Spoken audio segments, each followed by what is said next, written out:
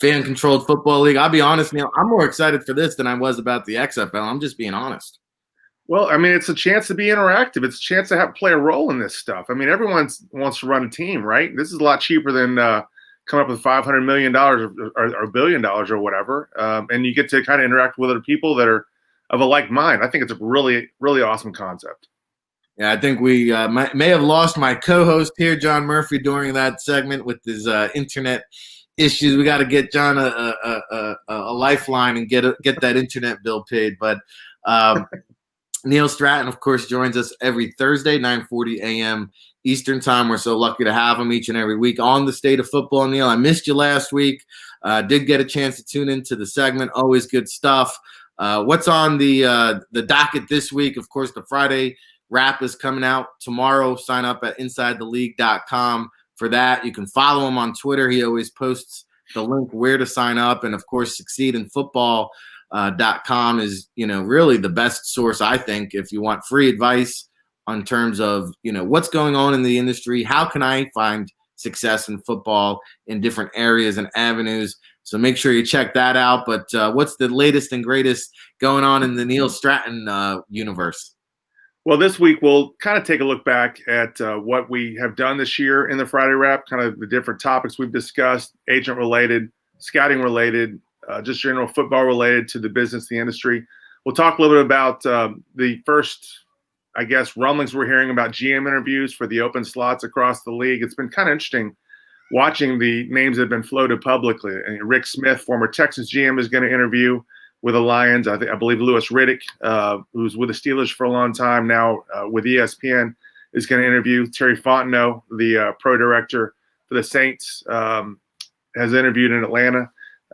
It's interesting that a lot of these names have been publicly kind of leaked, so to speak, and they're all on the Troy Vincent memo that's been pretty controversial around the league. But I think to me the bigger story is this just for show? Because all these guys are, I think as we've discussed in previous episodes here, it seems like more and more the head coach is the one that's kind of making the GM hire, or at least having a lot of input into it. It seems to me maybe having GM interviews at this point is a little bit putting the cart before the horse. But maybe, different teams have different ideas about how they want to do things. And maybe, these are teams that are going to go the traditional route, hire a GM who will then in turn hire the head coach. We'll see. Interesting. I'm curious to know, Neil, have you heard, will it be in-person interviews? Will these be virtual interviews? Will they be a combination of both? Do we have any idea?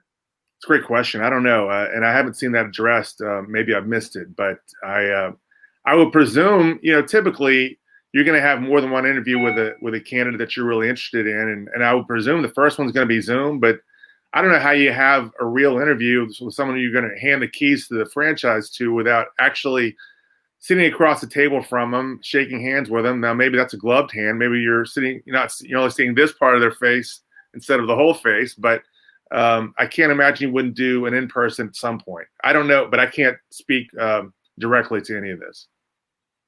Yeah, it would be a tough call for me to hire somebody without being able to break bread and, at least share that personal interaction. I think it's invaluable. Of course, Neil Stratton joining Rick Serritella and John Murphy here on the State of Football. John, what do you got for Neil? Yeah, kind of, to that end, it makes you wonder, you can wonder if out loud are the teams doing these interviews to click off a box, right, and say they did them, or are they doing them this way because we are living in different times and they're saying like, hey, we want to get the first part of the interview done, lay the groundwork for who then is going to move to, the next part, of that interview. And are you going to get to the point where it just ends up being, having that just small set of people, that they end up having involved, in it to say you may not be in front of as many people, as you were at other times, but you would think that they could set up, a way to do that, even with the physical distancing enough to do it, live, and not that other way. Because the other part that would be really interesting is there's a lot of people who could do some really good interviews, but if you're having to do it live and come up with your, presentation and then figure out the technology of how you're sharing that presentation and walking people through it. There'll be some people online learning PowerPoint real quick. You'll have a, you'll definitely need to know what you're doing, in that. Because just a quick funny story, when I did it for Saskatchewan, they had you send it to the person that they had, the hiring firm, and the hiring firm person was like your assistant during the interview. So he was like, before the interview, the guy's got like, when I get there, he's got like, he's lint rolling the suit for you. Like, like he's working for them, but in that moment, he's working for you, for them. Wow. And he's like, so I got 3 different coffees here. Like, which one? I didn't know if you liked cream or sugar or both or whatever. He's like, and we're about to go in. So, and you're thinking just to yourself, like what you want to talk about and how you want this to go. And like right before we're going in the door, the guy's like, and this guy's like 30 years old, prim and proper, like totally not somebody I would probably thought I would hang out with. And right before we go, and he was like, all right, let's do this. And I'm like, who is this guy? I'm like, I've known him for 7 minutes, and he's like fist pumping me as we go in. And I'm just like dying laughing as to myself. I'm like, I don't even know who this guy is. He's like, let's do this. But when we're in there, he's looking at me like to give him the signal to like move the slide, and like do the whole presentation. So, if it's anything like that, where you got to learn something different on the fly to then be part of your evaluation, it was that they wanted somebody who not only was evaluating you, because I had interacted with them on the phone and the computer, but that they said, what did you think of the presentation? Like, what did you think of the information they put together? So in reality, your interaction with those people, that these hiring firms, is another evaluation as part of the actual evaluation. So, there's a lot of levels to it when you're not dealing with COVID, that can be very different than what you've ever dealt with or done before at that level. But it's usually an organization really wanting to try to find out, who is this that we're giving the keys to? How are they going to be in our organization, right? Because you hear all the time about how people are doing their jobs, but then you hear, organizations that are doing the right things, that are run the right way, that have employees that want to be around and be in there long term. And it's very interesting pattern, right? To hear, what people are saying, and you see the Dolphins' success on the field. But then if you interacted with 3 or 4 of the guys that now have those jobs, you're not surprised that people are enjoying being in that building, right? Enjoying the work, enjoying the hours. It's not a grind when you're interacting with Chris Greer and Anthony Hunt. You know the kind of people that they have there. And I think if more organizations were putting that time and effort into realizing who they were bringing in their building, the static part after you put all these folks together would stop being there, right? And you see one team in the division like Miami, who has a cohesive unit, with Flores and Greer and Hunt and those guys all working together. And then you go right up the road, there to Jersey, and you see a lot of different kind of situations and scenarios coming out of how they did the hiring process, where you kind of put 3 or 4 ingredients together that never should mix, and didn't mix well together.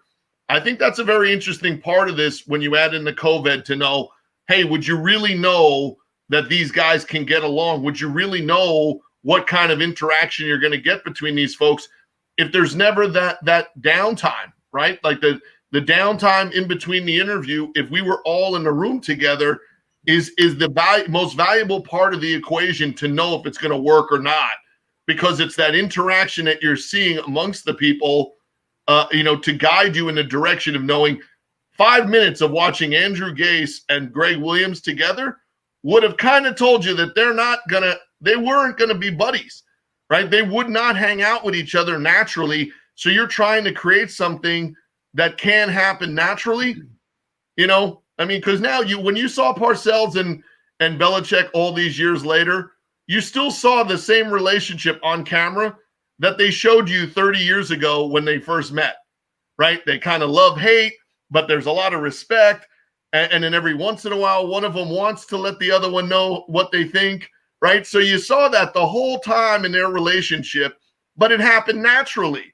If you try to force it in sports, I think it's no different than trying to force any other relationship in life. It's not going to work. And now you add the pressure of pro football to it. It's just it's a match, not made to work, from the jump. And I think you can go back and look at a lot of those and say when teams make hasty decisions, that's kind of where they make wrong ones. Yeah, it's a good point, and definitely a real thing that teams are going to have to deal with. Neil, hopefully I can get one more question fired off with you here because I'm curious to pick your brain on this one. I received my Senior Bowl media credential request last week.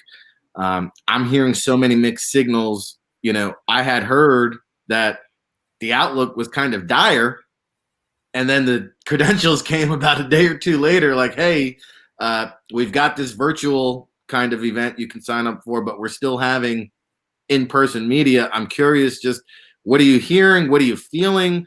Everybody goes down to Mobile for different things. John might be going for evaluating. You might be going for networking. I might be going for a little bit of both. What do you make of that? Because that is now just about a month away. Yeah, I was really excited to see. I haven't filled mine out. You're way ahead of me, Rick. But I didn't fill it out. I just said I got it. I'll give you too much credit. Sorry about that. I haven't filled it out either. And usually, in a normal time, I fill it out the week before, like everybody else. I'm going to do it a little sooner this time. I don't know exactly. I know what I've been told from reading the memo that came with that email is they're going to have the media in a separate place. It's going to be, it will be in person, but it's going to be very restricted in a way that we haven't seen before, obviously. That's going to be difficult for people like all three of us. We do go down there to watch the players, but we go down there to renew acquaintances and meet people we haven't met before and kind of get updated on things and learn about the direction the league's going. And with the second floor of the Renaissance closed this year, with distances kind of mandated in the USA's new stadium, Hancock Whitney, it's going to be a very different Senior Bowl. And I think a lot of people go to the game thinking, I'm going to go and meet people and hand out resumes and do all those kinds of things. I don't know how much of that there's going to be this year. It's going to have a very different feel. And last year, I know all three of y'all, both of y'all were there. All three of us were there. It seemed like a diminished number of people that were there anyway. I don't know. I think I remember sitting in the end zone and talking to you about it last year, Rick. I don't know. Now, when I talked to Jane, who handles all the, applications or whatever, she said the numbers were the same. Maybe they are, but it seemed like numbers were down anyway. Maybe we're seeing the Senior Bowl lessened in importance. I would hate that because it's my favorite week of the year every year, and it's been such a big part of my life for going on 20 years now, and such a big part of the NFL. And at the Senior Bowl, which I call the Senior Bowl the NFL's backyard barbecue. I mean, everyone gets to go, and it's a kind of an outdoor experience, and everyone kind of moves in packs, and you get to really meet a lot of people. The Combine's the exact opposite. It's like a private party, try to walk into the players' hotel without basically getting a gun pointed at you almost if you don't have the right credential on. So, I hope that that the Senior Bowl doesn't become the Combine, but it's a real possibility going forward as the world kind of adjusts to these new things that we're having to deal with. Yeah, interesting stuff. I was curious just your perspective on that. Of course, Neil Stratton, Inside the League, author of Scout Speak. If you haven't picked that up, go to Amazon. Do it right now. What a phenomenal book.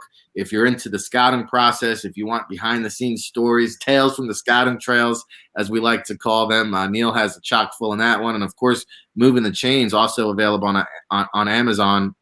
We've had quite a few parents and players hit us up recently about, would we do an online educational seminar? Well, we're trying to wrangle something together, but I'll tell you what, if we don't, go pick up Moving the Chains. It's basically exactly what we would be talking about, guiding you through the process, how to navigate the all-star circuit, what it means if you do or don't have a combine invite, what a pro day could entail. And a lot of players out there kind of needing that direction right now more than ever before. That book, Moving the Chains, I think is the most valuable year is this year to go pick that book up. Anything else, Neil, you want to impart upon the listening audience before we let you go? The point you made is a good one, Rick. This is this year more so than ever, especially those guys who are kind of 7th round bubble players. Do I come out? Do I stay in school? Do I transfer? Do I enter the portal? So many big questions to answer. And, I hope we do get to do something with parents. I'll be honored to be part of that.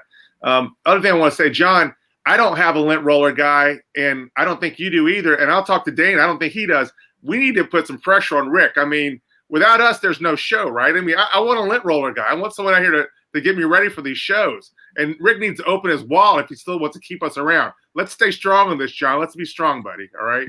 We'll unionize. That'll show him. Well, I don't know. After last week, he was kind of feeling down after you picked the Patriots for him and gave him another L. That's not on me. All right. I should have given my disclaimer about that. That is not on me. I don't pick games. All right. I'm not good at that. He had a guest picker. It was between you and Ryan Roberts. Combined, you guys went 0 for 2. So I didn't make any promises. All right. No promises at all. By celebrity guest pickers, we're not. Well, Neil, hey, I know we're going to chat off the air and be in constant communication as we always are, but we appreciate you joining us here on The State of Football every Thursday, 9:40 a.m. Eastern time, and appreciate your patience here as we took you overtime and made you wait a little bit.